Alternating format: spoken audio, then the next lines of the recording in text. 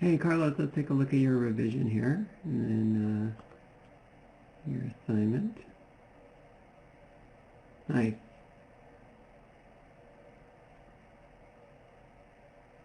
Cool. The bounces are definitely looking good on the light ball. And then the timing of like the light ball versus the heavy ball coming in, I think that's working really well. And definitely feeling the weight pretty good here. With each one, like the biggest note I have is that the light ball comes to a stop very abruptly, and so this is where I would use the thing I was showing you guys in the Q&A in terms of like taking the tangents and just like really easing to a stop, easing out to that stop. Like you want to make sure that both those are on the same keyframe, but you're getting a really nice ease in to that move or to that pose. So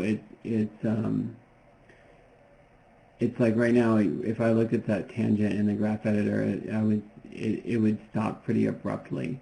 It would be something like that, and you want it to stop. Like say that this is the keyframe right here, then you would want it to have this sort of like ease, like really, really slow. And you can move it. I mean, like we want it to stop like well within like maybe even like 110 or something like that, where it's just like you're slowly getting that ease. It's the same thing with the heavy ball. It's like that comes to a stop pretty abruptly, but it comes to a stop at the end, so we don't really see that ease as well. So you might want to adjust that timing a little bit more to have so we can see that heavy ball come to a stop a little bit more too. But those are the biggest notes. Also, like the light ball, it looks like it's rotating a little bit too quickly, so I would just tone down the rotations there. And the heavy ball, that one looks, it's rotating a little bit too much at the end. And again, I think it's just a matter of the way it's easing out into that pose, or easing into that pose, I should say. So, yeah, good revision though. It's looking good. Take a look at your devastation pose here. Good stuff. I like your ideas here. Let's see how you do with it in stew. Okay, cool. So let's go back to your sketchbook. So yeah, I like what you're doing in terms of like taking that idea and exploring different options with it. And I think the one you picked, like it has some good balance to it versus like this one. But your stew pose feels more like this one. Like it's just like a little bit too much. And I'm okay with like where the head is and where the hand is and everything. I think it's really the main thing is like where the legs are. And it's just a matter of the way, like finding the proportions of the character that you're working with, and in this case, that's the character you're working with just has like some odd proportions. So even bringing the feet up a little bit more will give just a little bit more balance to what we're looking for here. And then the arm is feeling okay, like this left arm. I would try to make it feel a little less straight. And the thing is, like, if you were to just like dangle your arm down, think about the overall lines that your arm is creating. So it'd be something more like that, where there would be some sort of relaxation in the forearm, but it wouldn't be completely straight. And then this hand, I would just try to find a shape that's a little less head-on to the camera.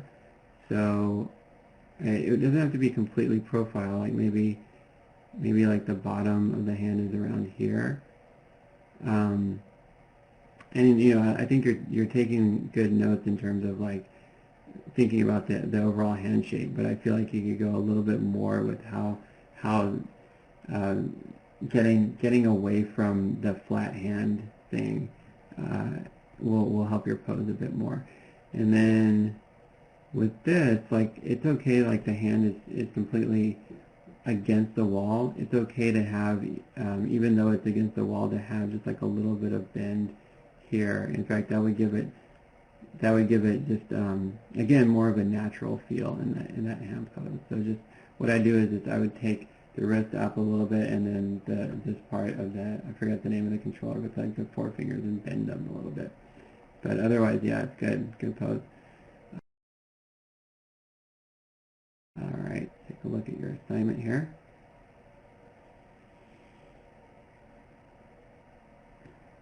Cool.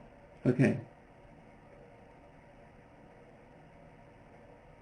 You know, it's looking pretty good in terms of like the overall, like how everything is working. But the thing is that it feels very slow. Like it almost feels like when I'm watching it, I almost feel like I'm watching something in slow motion. And so it's like all the right elements are there for the most part, but the timing of it feels like it's just a bit slow. Like that's all. I mean, it's as simple as that. And thinking about that, one element is that just the speed of the box here versus like how much this is moving initially. Like that's one element that's making it feel like it's in slow motion, because if this, let's just take the speed of that box, like it's pretty slow, right? And so if that box is moving that speed, then I wouldn't expect this to come up so much. Like I would expect it to be affected by it, but it wouldn't be affected as much. So here's the decision you have to make with this assignment is either speed everything up and keep the pin up for the most part. Like actually still, even if you speed it up, I feel like it goes up too fast and it stays too stationary right through here. What you want to think about is like there should be an arc that you create. And as it speeds up, that it goes, and we're just tracking this ball right here, but as it speeds up, it goes up into this arc and then back down. And so you're getting a clean arc. Right now, if we track the ball here, you see how it's like completely straight? Like we can basically take this straight line and go across and still be basically on that path.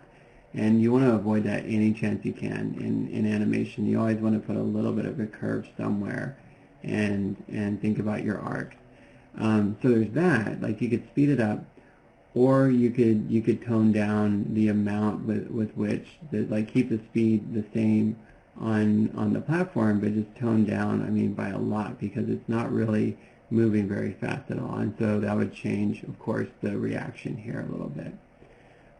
But the reaction, like all through here, like that's feeling pretty good. As it goes up, like you're getting nice poses with all the parts of the pendulum, and so that works pretty well. And it comes to a stop, maybe like one too many swing back and forth, like that part at the end feels like it doesn't really need this little part at frame like 128, but it could come to an end a bit sooner. But more importantly is just like figuring out that timing and really making sure that timing is spot on. So yeah, that's it, Carlos. Overall, it looks pretty good. Let me know if you have any questions. All right, thanks.